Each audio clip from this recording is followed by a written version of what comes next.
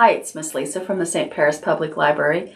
Welcome to week 1. This program is called Just Before Bed, and we're going to be reading some chapter books Monday through Friday each week during summer reading program. Our first week, we're going to read Pippi Longstocking, the first book in the series. There are several books in the series about Pippi, but this is the introduction for Pippi Longstocking. And we're going to start tonight with chapters 1 and 2. So let's get started. Chapter 1. Pippi moves into Villa Villacula. Way out at the end of a tiny little town was an old overgrown garden, and in the garden was an old house, and in the house lived Pippi Longstocking. She was 9 years old, and she lived there all alone. She had no mother and no father, and that was, of course, very nice because there was no one telling her to go to bed just when she was having the most fun, and no one who could make her take cod liver oil when she much preferred caramel candy. Once upon a time, Pippi had had a father of whom she was extremely proud. Naturally, she had had a mother too, but that was so long ago that Pippi didn't remember her at all. Her mother had died when Pippi was just a tiny baby and lay in a cradle and howled so that nobody could go anywhere near her. Pippi was sure that her mother was now up in heaven, watching her little girl through a peephole in the sky, and Pippi often waved up at her and called, "Don't you worry about me, I'll always come out on top." Pippi had not forgotten her father. He was a sea captain who sailed on the great ocean, and Pippi had sailed with him in his ship until one day her father was blown overboard in a storm and disappeared. But Pippi was absolutely certain that he would come back. She would never believe that he had drowned. She was sure he had floated until he landed on an island inhabited by cannibals. And she thought that he had become the king of all the cannibals and went around with a golden crown on his head all day long. "My papa is a cannibal king. It certainly isn't every child who has such a stylish papa," Pippi used to say with satisfaction.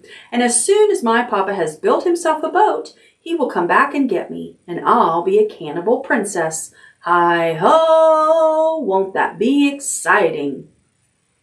Her father had bought the old house in the garden many years ago.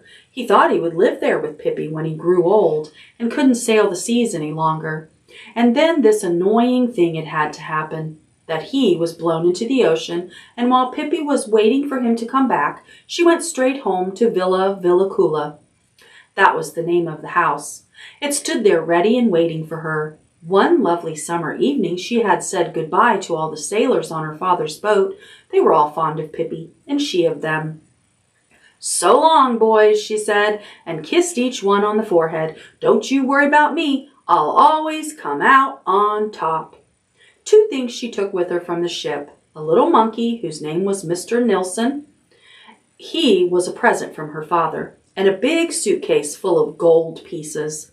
The sailors stood upon the deck and watched as long as they could see her. She walked straight ahead without looking back at them, with Mr. Nilsson on her shoulder and her suitcase in her hand. "A remarkable child," said one of the sailors as Pippi disappeared in the distance. He was right. Pippi was indeed a remarkable child. The most remarkable thing about her was that she was so strong. She was so very strong that in the whole wide world there was not a single police officer as strong as she. Why? She could lift a whole horse if she wanted to, and she wanted to. She had a horse of her own that she had bought with one of her many gold pieces the day she came home to Villa Villacula. She had always longed for a horse, and now here he was, living on the porch. When Pippi wanted to drink her afternoon coffee there, she simply lifted him down into the garden. Beside Villa Villacula was another garden and another house. In that house lived a father and mother and 2 charming children, a boy and a girl. The boy's name was Tommy, and the girl's name Annika. They were good, well brought up and obedient children. Tommy would never think of biting his nails, and he always did exactly what his mother told him to do. Annika never fussed when she didn't get her own way, and she always looked pretty in her little well-ironed cotton dresses. She took the greatest care not to get them dirty. Tommy and Annika played nicely with each other in their garden, but they had often wished for a playmate. While Pippi was still sailing on the ocean with her father, they often used to hang over the fence and say to each other, "Isn't it silly that nobody ever moves into that house? Somebody ought to live there, somebody with children." On that lovely summer evening, when Pippi for the first time stepped over the threshold of Villa Villacula, Tommy and Annika were not at home. They had gone to visit their grandmother for a week, and so they had no idea that anybody had moved into the house next door. On the first day after they came home again, they stood by the gate looking out onto the street, and even then they didn't know that there actually was a playmate so near.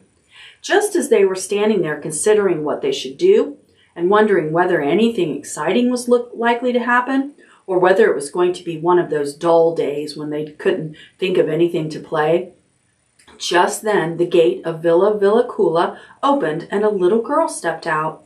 She was the most remarkable girl that Tommy and Annika had ever seen. She was Miss Pippi Longstocking, out for her morning promenade. This is the way she looked.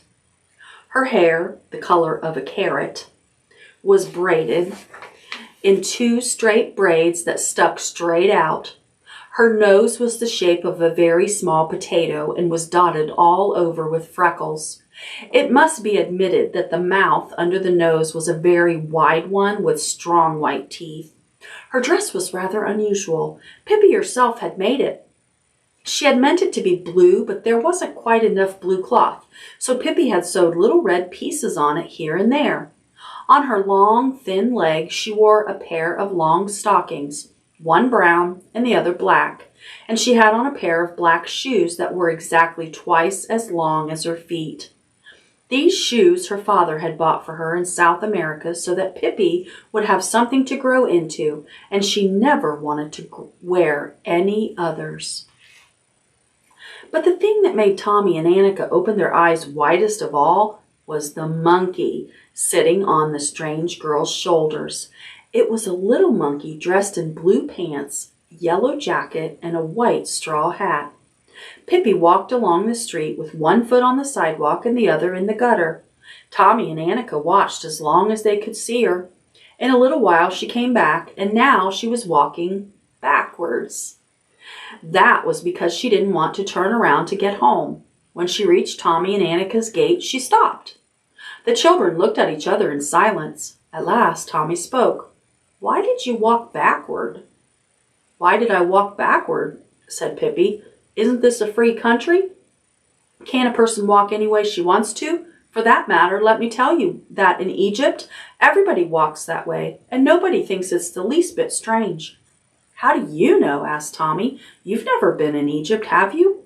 "I've never been to Egypt? Indeed I have. That's one thing you can be sure of. I have been all over the world and seen many things stranger than people walking backward. I wonder what you would have said if I had come along walking on my hands the way they do in farthest Egypt, India." "Now you must be lying," said Tommy. Pippi thought a moment. "You're right," she said sadly. "I am lying." "It's wicked to lie," said Annika, who had at last gathered up enough courage to speak. "Yep, it's very wicked to lie," said Pippi even more sadly. "But I forget it now and then. And how can you expect a little child whose mother is an angel, and whose father is king of the cannibal island, and who herself has sailed on the ocean all her life, how can you expect her to tell the truth always? And for that matter," she continued, her whole freckled face lighting up, "let me tell you that in the Congo, there is not a single person who tells the truth. They lie all day long. Begin at 7 in the morning and keep on lying until sundown. So if I should happen to lie now and then, you must try to excuse me, and to remember that it's only because I stayed in the Congo a little too long. We can be friends anyway, can't we?" "Oh, sure," said Tommy, and realized suddenly that this was not going to be one of those dull days. "By the way, why couldn't you come and have breakfast with me?" asked Pippi. "Why not?" said Tommy. "Come on, let's go." "Oh, yes, let's. But first I must introduce you to Mr. Nilsson," said Pippi, and the little monkey took off his cap and bowed politely. Then they all went through Villa Cula's tumble-down garden gate, along the gravel path bordered with old moss-covered trees, really good climbing trees they seemed to be, up to the house and onto the porch. There stood the horse, munching oats out of a soup bowl. "Why do you have a horse on the porch?" asked Tommy. All horses he knew lived in stables. "Well," said Pippi thoughtfully, "he'd be in the way in the kitchen, and he doesn't like the parlor." Tommy and Annika patted the horse and then went into the house. It had a kitchen, a parlor, and a bedroom. But it certainly looked as if Pippi had forgotten to do her Friday cleaning that week. Tommy and Annika looked around cautiously, just in case the king of the Cannibal Islands might be sitting in a corner somewhere. They had never seen a cannibal king in all their lives, but there was no father to be seen, nor any mother either. Annika said anxiously, "Do you live here all alone?" "Of course not," said Pippi. "Mr. Nilsson and the horse live here too." "Yes, but I mean, don't you have any mother or father here?" "No, not the least tiny bit of one," said Pippi happily. "But who tells you when to go to bed at night and things like that?" asked Annika. "I tell myself," said Pippi.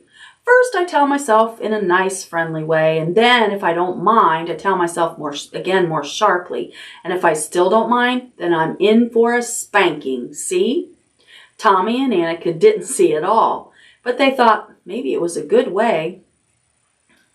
Meanwhile, they had come out into the kitchen, and Pippi cried, "Now we're going to make some pancakes. Now we're going to make a panicky. Now we're going to fry a panicky."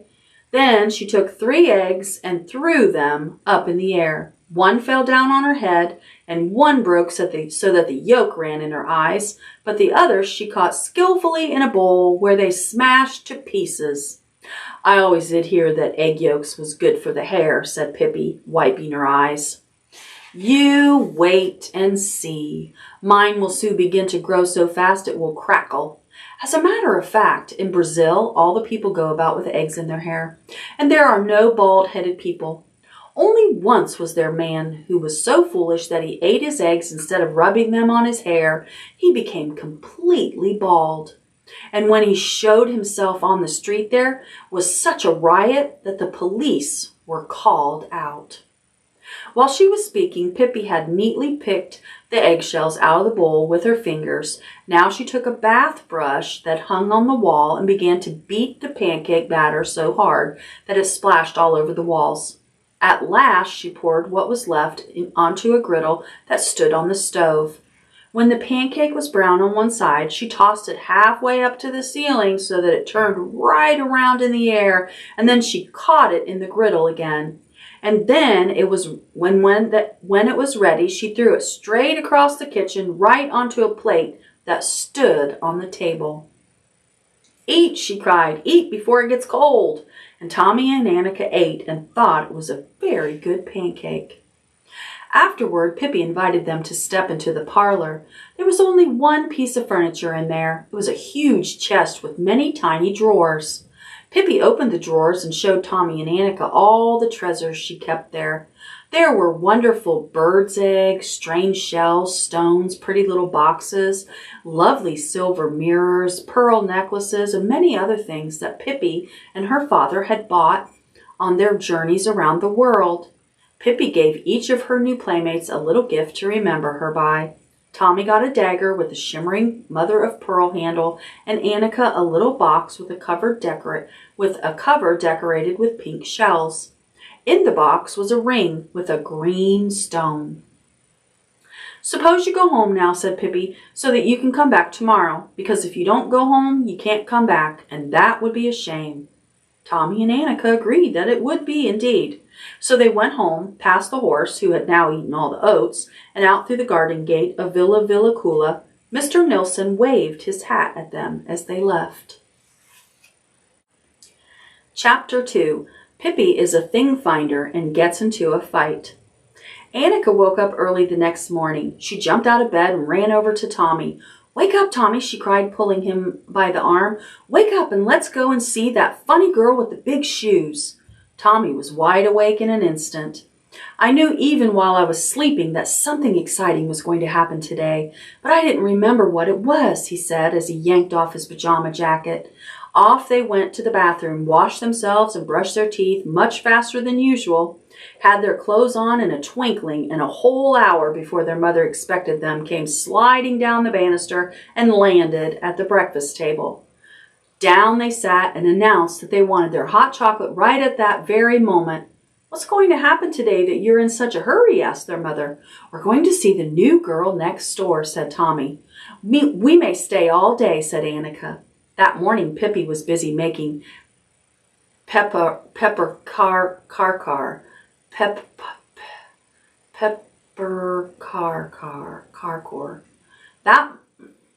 That morning Pippi was busy making pepperkarkor, a kind of Swedish cookie.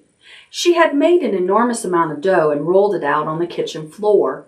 "Because," said Pippi to her little monkey, "what earthly use is a baking board when one plans to make at least 500 cookies?"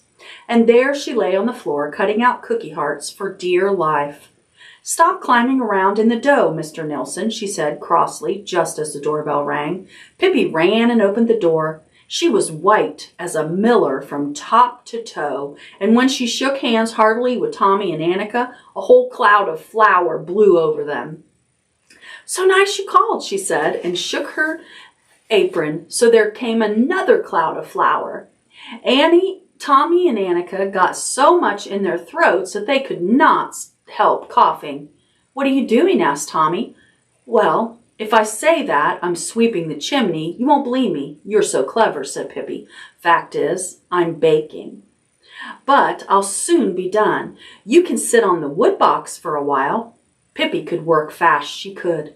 Tommy and Annika sat and watched how she went through the dough, how she threw the cookies onto the cookie pans and swung the pans into the oven.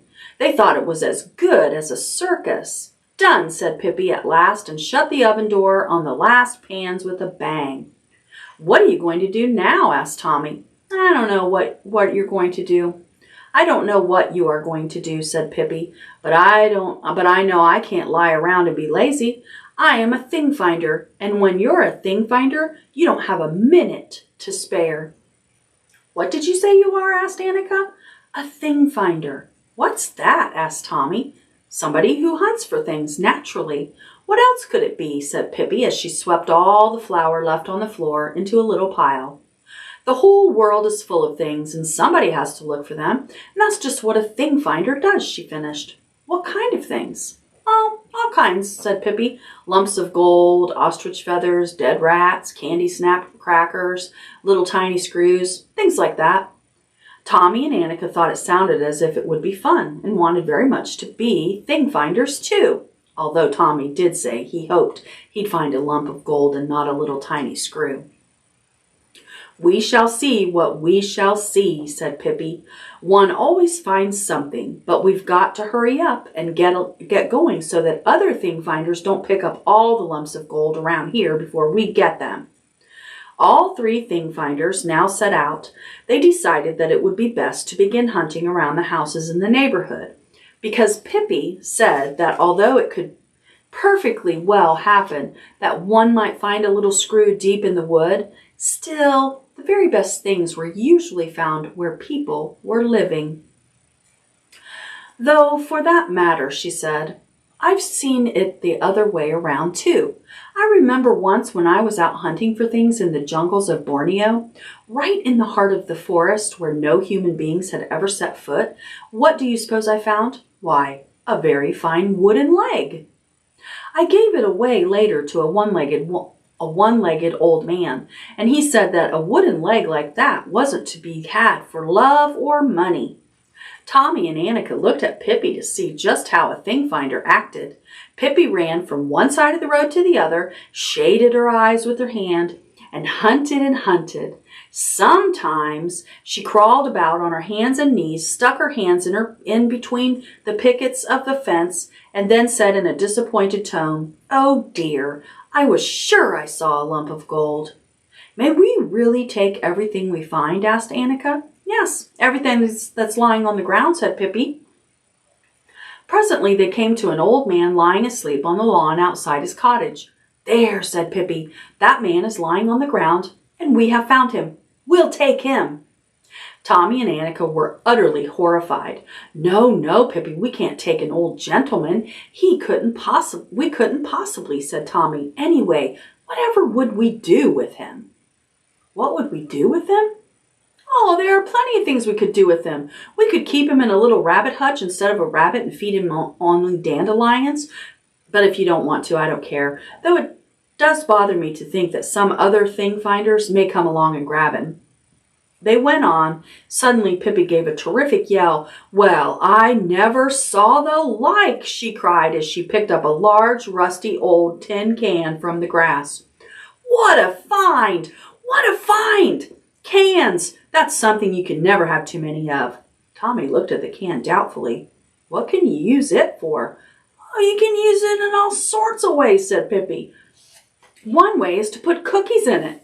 Then it becomes a delightful jar with cookies. Another way is to not put cookies in it. Then it becomes a jar without cookies. That certainly isn't quite so delightful, but still as good too." She examined the can, which was indeed rusty and had a hole in the bottom. "Looks almost as if there were a jar without cookies," she said thoughtfully, "but you can put it over your head and pretend that it is midnight." And that is just what she did. With the can on her head, she wandered around the block like a little metal tower and never stopped until she stumbled over a low wire fence and fell flat on her stomach. There was a big crash when the tin can hit the ground. "Now, see that?" said Pippi, and took off the can. "If I hadn't had this thing on me, I'd have fallen flat on my face and hurt myself terribly." "Yes," said Annika, "but if you hadn't had that can on your head, you wouldn't have tripped on the wire fence in the first place." Before she had finished speaking, there was another triumphant cry from Pippi, who was holding on an empty spool of thread. "This seems to be my lucky day," she said. "Such a sweet, sweet little spool to blow soap bubbles with, or to hang around my neck for a necklace. I'll go home and make one this very minute." However, just at that moment, the gate of one of the cottages nearby opened, and a boy came rushing out. He looked scared. And that was no wonder, because head over heels after him came 5 other boys. They soon caught him and pushed him against the fence, and all 5 began to punch and hit him. He cried and held up his arms in front of his face to protect himself. Give it to me, cried the oldest and strongest of the boys, "so that he'll never dare to show himself on this street again." "Oh," said Annika, "it's Willie they're hurting. Oh, how can they be so mean?" "It's that awful Benj. He's always in a fight," said Tommy. "And 5 against 1? What cowards."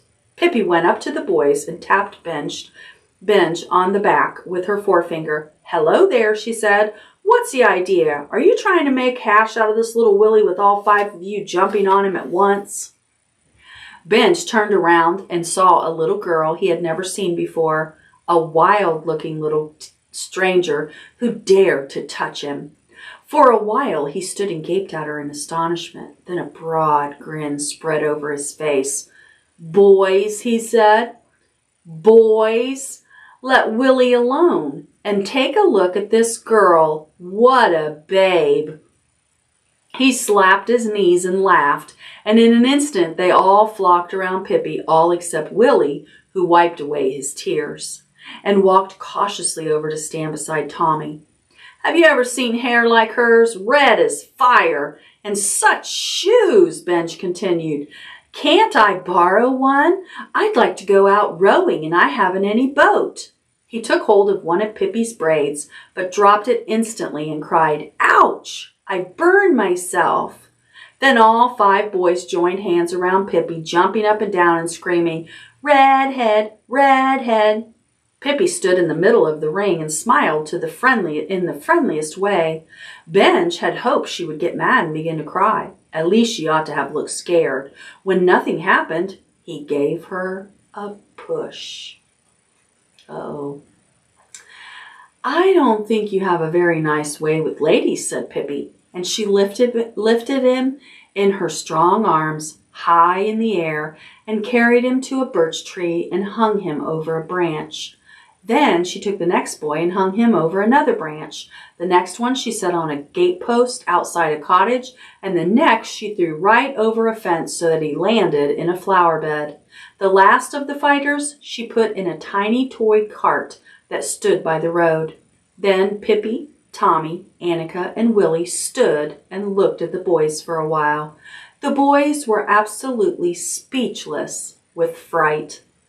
And Pippi said, "You are cowards. 5 of you attacking one boy, that's cowardly. Then you begin to push a helpless little girl around. Oh, how mean." "Come now, we'll go home," she said to Tommy and Annika, and to Willie. "If they try to hurt you again, you come and tell me." And to Benj, who sat up in the tree and didn't dare to stir, she said, "Is there anything else you have to say about my hair or my shoes? If so, you better say it now before I go home." But Benj had nothing more to say about Pippi's shoes or about her hair either. So Pippi took her can in one hand and her spool in the other and went away, followed by Tommy and Annika. When they were back home in Pippi's garden, Pippi said, "Dear me, how awful. Here I found 2 beautiful things and you didn't get anything. You must hunt a little more. Tommy, why don't you look in that old hollow tree? Old trees are usually about the best places for all for thing finders." Tommy said that he didn't believe he and Annika would ever find anything, but to please Pippi, he put his hand slowly down into the hollow tree trunk. "Goodness," he cried, utterly amazed, and pulled out his hand. In it, he held a little notebook with a leather cover. In a special loop, there was a little silver pencil. "Well, that's queer," said Tommy. "Now see that," said Pippi. "There's nothing so nice as being a thing finder. It's a wonder there aren't more people that take it up. There'll be tailors and shoemakers and chimney sweeps and such like, but thing finders? No, indeed. That isn't good enough for them." And then she said to Annika, "Why don't you feel in that old tree stump? One particularly always finds things in old tree stumps." Annika stuck her hand down in the stump and almost immediately got hold of a red coral necklace. She and Tommy stood open-mouthed for a long time. They were so astonished. They thought that hereafter they would be thing finders every single day. Pippi had been up half the night before playing ball, and now she suddenly felt sleepy. "I think I'll have to go and take a nap," she said. "Can't you come with me and tuck me in?" When Pippi was sitting on the edge of the bed, taking off her shoes, she looked at them thoughtfully and said, "He was going out rowing," he said. "With old Benj," she snorted disdainfully. "I'll teach him to row, indeed I will, another time." "Say, Pippi," said Tom respectfully, "why do you wear such big shoes?" "So I can wiggle my toes, of course," she answered. Then she crept into bed. She always slept with her feet on a pillow and her head way down under the quilt. "That's the way they sleep in Guatemala," she announced, "and it's the only real way to sleep. See this? See, like this, I can wiggle my toes when I'm sleeping, too." "Can you go to sleep without a lullaby?" she went on. "I always have to sing to myself for a while, otherwise I can't sleep a wink." Tommy and Annika heard a humming sound under the quilt. It was Pippi singing herself to sleep. Quietly and cautiously they tiptoed out so they would not disturb her. In the doorway, they turned to take a last look toward the bed. They could see nothing of Pippi except her feet, resting on a pillow. There she lay, wiggling her toes, emphatically. Tommy and Annika ran home. Annika held her coral necklace tightly in her hand. "That certainly was strange," she said. "Tommy, do you suppose that Pippi had put those things in place beforehand?" "You never can tell," said Tommy. "You just never can tell about anything when it comes to Pippi." All right, that's the end of chapter 2. Join me tomorrow for another 2 chapters of Pippi Longstocking.